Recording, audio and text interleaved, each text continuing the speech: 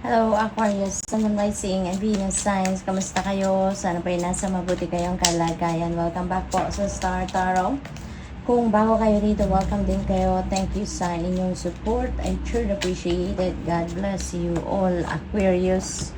Kung ano mensahe po ninyo, your dream is a message from your loved ones. Ayan, so siguro, Aquarius, lately, meron kayong mga panaginip, no? Or nananaginip kayo. And make sure, no, na you are paying attention to the elements na nakita ninyo sa inyong panaginip. At pagising nyo po, no, the following day, kapag naalala nyo pa kung anong mga panaginip ninyo, make sure na isulat ninyo yan on paper. At i-google ninyo para malaman ninyo kung ano mga ibig sabihin, no, ng inyong panaginip. Kasi that is mensahe yan sa iyo ng inyong mga loved ones na nag-passed on na on the other side. What else? Maaring naghihingi kayo, no, ng message, no, or ng guidance sa inyong mga mahal sa buhay na nag-pass on the other side. At yan, dinadaan nila sa inyong panaginip. When you live in the moment, you will discover the light in simple things. Ayan, that's very true. Kasi kung focused kayo lagi sa inyong nakaraan, sa kung ano ang tapos na, 'di ba? Parang wala, hindi ninyo mapapansin kung anong nangyayari sa inyo sa ngayon.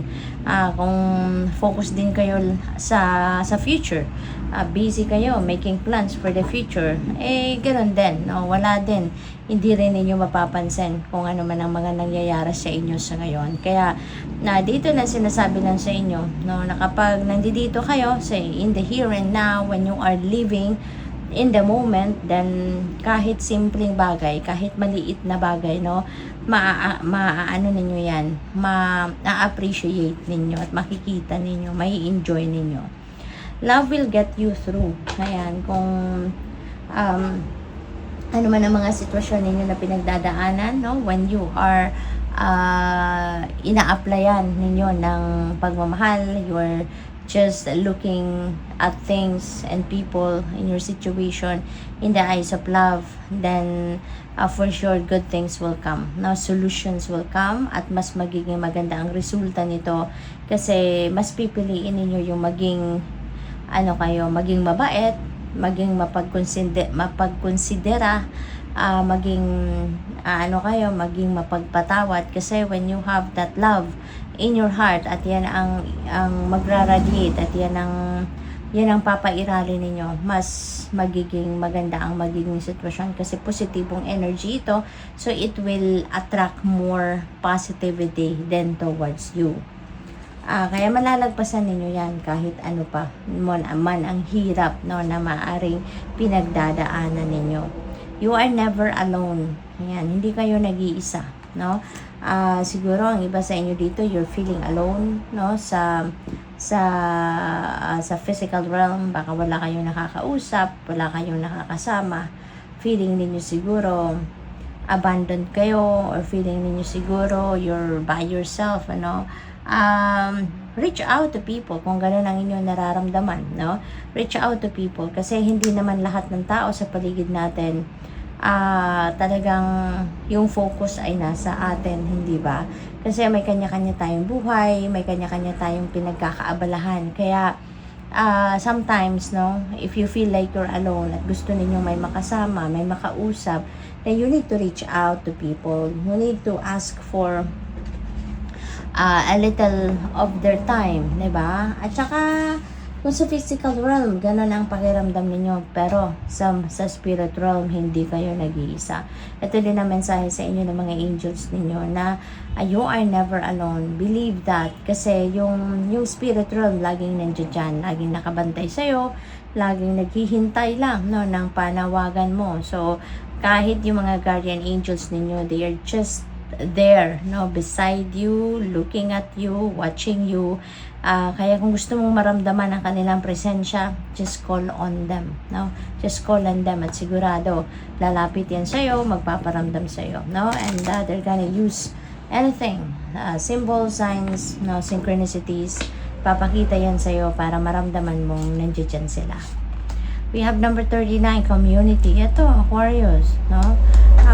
Meron kayong mayroong mga tao sa paligid ninyo na lagi nandiyan dyan. So, maybe, kayo yung nag-isolate sa sarili ninyo. No? Siguro, pinipili ninyong mag-isa.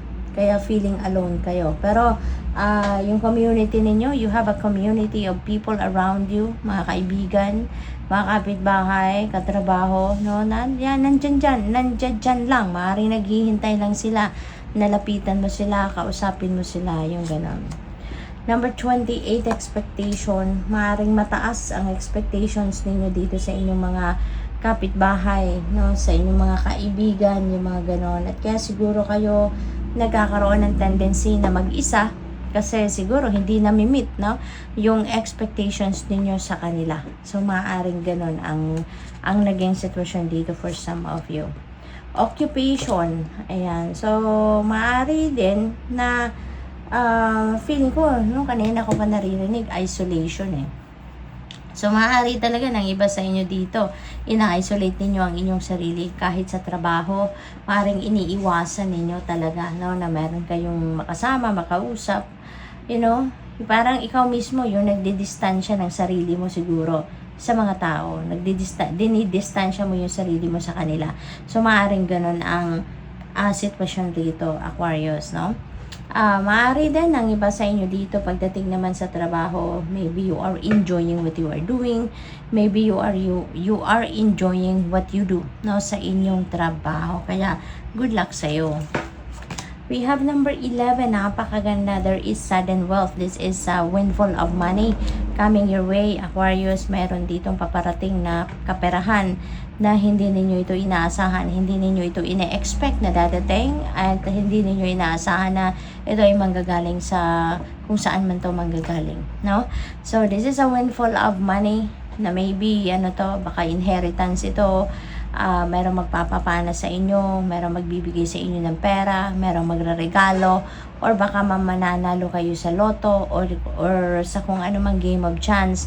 So, possible din gano'n ang ganap dito, Aquarius, no?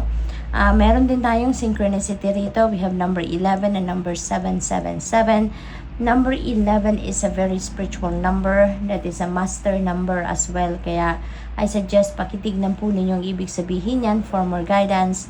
At saka yung 777 po, that is an angel number.